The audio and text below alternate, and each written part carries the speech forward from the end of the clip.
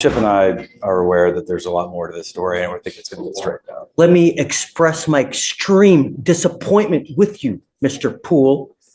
You are on bond for an evading arrest, a criminal mischief. You've picked up an aggravated assault of a family member and now a terroristic threat.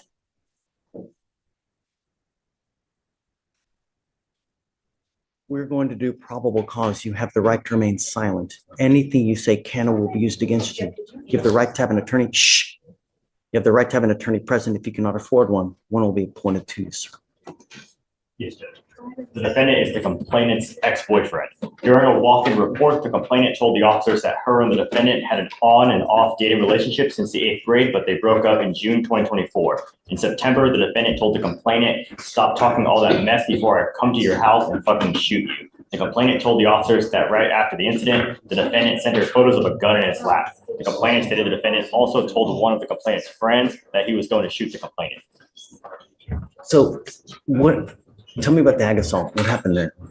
Your Honor, in the ag assault, one moment. In the criminal mischief, is it with the same complaining witness as well? The criminal mischief's from a prior event where we had experimented trying a drug and kind of got crazy and broke stuff with it. Yes, Your Honor. And then for the aggravated Completely assault, unrelated. it says the complainant and her friends went to a party, and at the party, they saw the defendant trying to get in, but was ultimately turned away because too many people were there already. While walking, the complainant ignored the defendant, and the defendant stated, "Are you going to apologize?" And the complainant kept walking. The defendant began cussing at the complainant and said, "I got it on me." And the defendant said the complainant said at that time, the defendant got a pistol from his ankle and pointed it at her.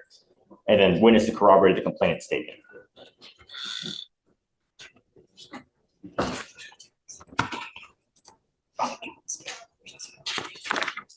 And Your Honor, there's also a pending terroristic threat out of Galveston as well for the same complaining witness. Yes. Did you know about this? I did not know about that. Do you have an open case in Galveston as well? I think, Mr. Poole, that you are a complete and utter danger to our society. And I'm going to do everything in my power to protect Harris County from anyone that does any kind of damage whatsoever. I am now revoking your bonds on both of your other cases. Goes with you. I'm sorry. As much as I love you, it's unacceptable the way things have been going. And I think that you don't get the message. And now I hope you do. But I am now going to give you home confinement. You're not allowed out if you bond out of jail. I'm going to make your bond sky high. I think that you're a complete and utter danger to everyone. You flaunt our bond conditions. And it truly sad, Mr. Poole, because you have but one life. And when you have a gun and when you start using that, God forbid that you do some irreparable damage, that you dig yourself into a hole where you're looking at 50 to 60 years in prison, perhaps life. 99% of people that are in jail are there because they have no self-control. They either use something, they are on something, and they get upset. They wig out without thinking, if I say this, what's going to happen? If I do this, what's going to happen? It's unacceptable. And now I will do everything, like I said, in my power to protect Harris County. So if you do get out, you must remain home confinement. You're not allowed out. No weapons, no contact with any of the complaining witnesses whatsoever. No dope, no alcohol. Anything else? I mean, what does he do? He's a student, Judge. He's a high school student. So I don't know what to tell you, man. I mean, he scares me. understood. And Chip and I are going to put some things together. I think that there's a different scenario really going on than what this reflects in the probable cause statements. And we're going to bring that to the prosecutors. If you have something that shows me different to what they have, I'm all ears. Understood. And with your permission, Judge, if we'll get some time to put that stuff together, we can perhaps readdress the bond. Yeah, absolutely. And I never want to see a kid lose out on school, because to me, it's the most important thing in life, Understood. If we do home confinement, can there be an exception to that when he's at school and he just has to report immediately back to his home? Is he like in high school? It's a high school. In high school. I mean, Yeah, Judge, he's actually currently, because of this situation, doing online school, so he'll be able to do it from home. Oh, okay, good. So disregard. There we go. Are you, mom and dad? Come on up, come up.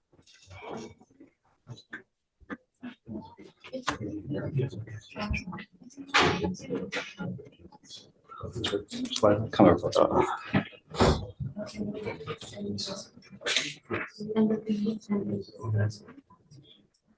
Thank you so much for coming. Shh. It's out of control. I don't know what else to do. But it seems that when he's out in public and he's out, you know, partying, as they say, there's a wake of trouble. Did you guys know that he has a case in Galveston as well? No, Your Honor, this is the first time I've heard of that. Is it currently open? It's currently open, Your Honor. Something that the lawyers are also unaware of as well, you know? We think it's all one event that happened over a few hours. We don't know. But it's not though. It's not. He's, you know, 12 in December of 23, you know, we have a criminal mischief and evading arrest. Now, a couple months later, we've got Galveston. It's not. And I think that we need to really give him a wake-up call before he really does irreparable damage, you know? If I could just clarify, the two events here in Harris and the one event in Galveston, we think that was all in the one series of events that happened between football games and a party on a hotel. We need to figure out what's going on, you know, to figure out why it's continuing to happen. And, you know, I want what's best for your son. I really do. And I will help you in any way that I can. I have to put him in custody today because I have to show him that it's unacceptable what he's doing and picking up these two new cases, especially the fact that he's picked up an aggravated assault. That's, you know, you've got a great lawyer. We'll be here to figure it out with you. And Judge, he's already addressed the bond on the felony case as well. So he's gone in and addressed it with the felony. We're just Bond, huh? understood. So I'm making your bonds 30,000 each.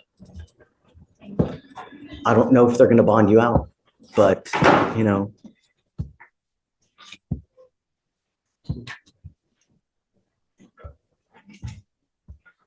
If you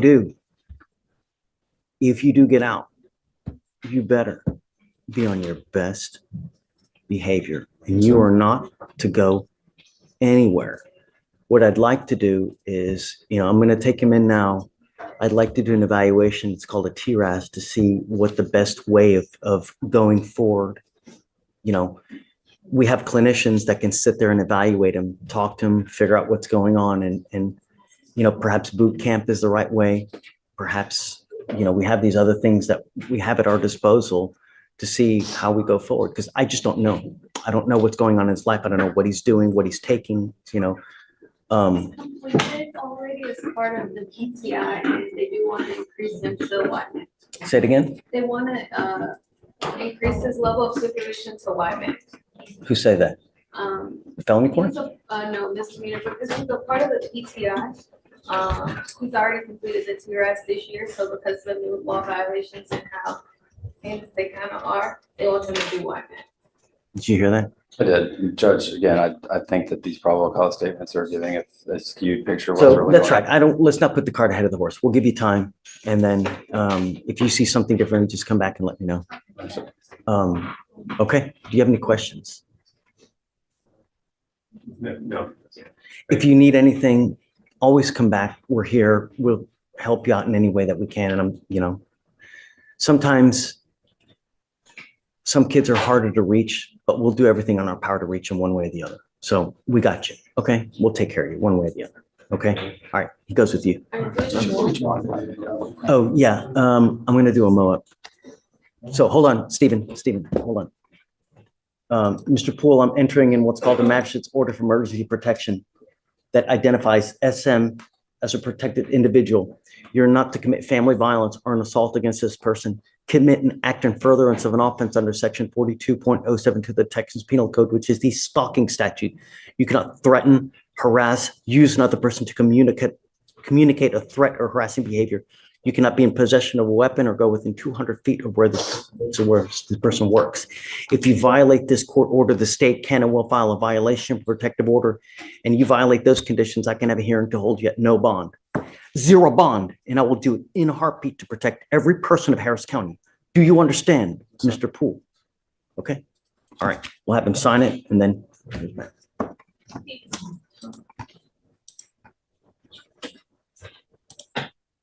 Judge, I just. I hate for-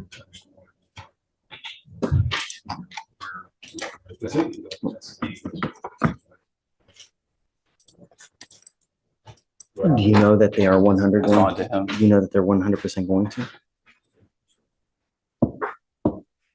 What do you want? I don't know. I understand the benefit of expressing the gravity to him of having him go into custody and have to bond out, get processed through the jail, spend the night in jail.